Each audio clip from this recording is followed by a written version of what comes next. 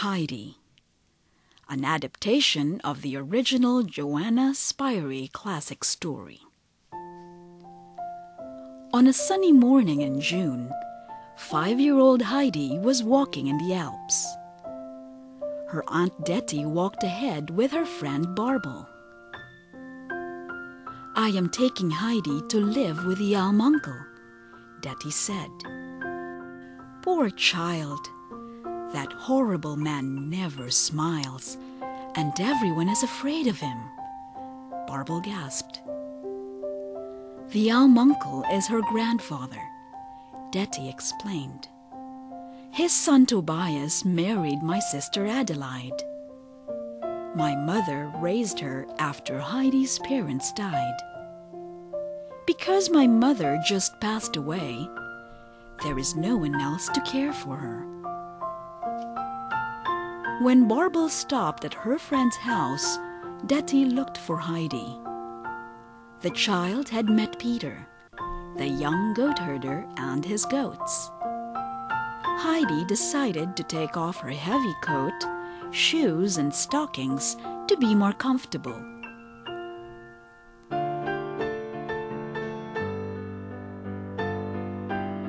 Barbel stayed behind at her friend's house. When Detty and Heidi reached the Alm uncle's cottage, Heidi immediately greeted him. "Who are you?" he asked. "She is your granddaughter, and I am leaving her here," Detty answered. The Alm uncle took Heidi inside the cottage. "Put your clothes in the cupboard," he said. "Where will I sleep?" Heidi asked. "Wherever you want," her grandfather replied. Heidi saw a ladder that led to a hayloft. There was a small round window with a beautiful view of the mountains and the valley. "This will be my bedroom," she said. The chair was too big for Heidi, so the Alm uncle made her sit on a low 3-legged stool. "I will make you a chair later," he promised. He served her bread, cheese, and milk. Heidi thought the food was delicious.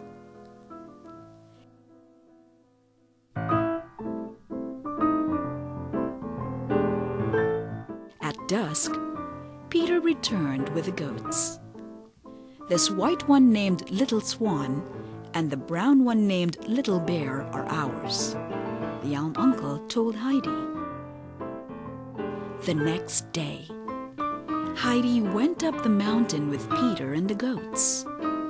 At noon, Peter gave Heidi the food prepared by the Alm uncle. Peter had very little food for himself. He was surprised when Heidi gave him most of her bread and cheese. "I have more than enough," she said. Peter told Heidi the names of the other goats. He explained that Turk was a bully. Greenfinch defended herself against Turk with her sharp horns. Little Swan and Little Bear are the best-looking and the best-behaved goats, Heidi said. While the goats were playing, Greenfinch ran toward the edge of a cliff. Peter quickly caught one of the goat's legs, while Heidi held out a bunch of fresh leaves to get Greenfinch back to safety.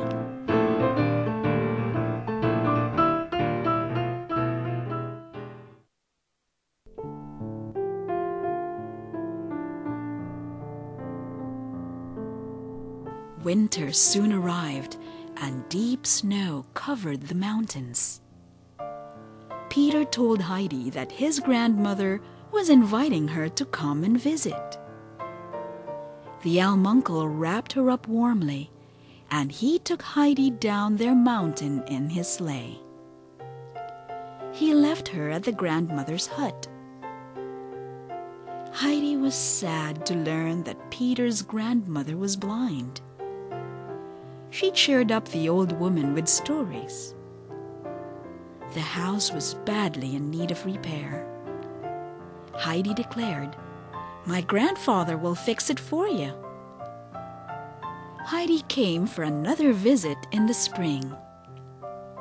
Peter's grandmother and his mother, Brigida, were surprised when the Almuncle began fixing their house. He would not accept their thanks. After the Almuncle finished the repairs, he took Heidi home. A teacher from Norfley visited the cottage. He told the Almuncle that Heidi should be in school. "The school is too far, and I will never go down to live in the village," the Almuncle replied. Heidi's Aunt Detty came for a visit. "I am taking Heidi to live in Frankfurt," she announced. The Almuncle got very angry. "I do not want to go," Heidi said. Detty pulled her along, promising, "You can come back and visit any time you want." Detty did not allow Heidi to say goodbye to Peter or his family. "We must hurry now and catch the train. When you come back, bring the grandmother some bread from Frankfurt," Detty said. Heidi brightened up. She knew the grandmother would enjoy the bread.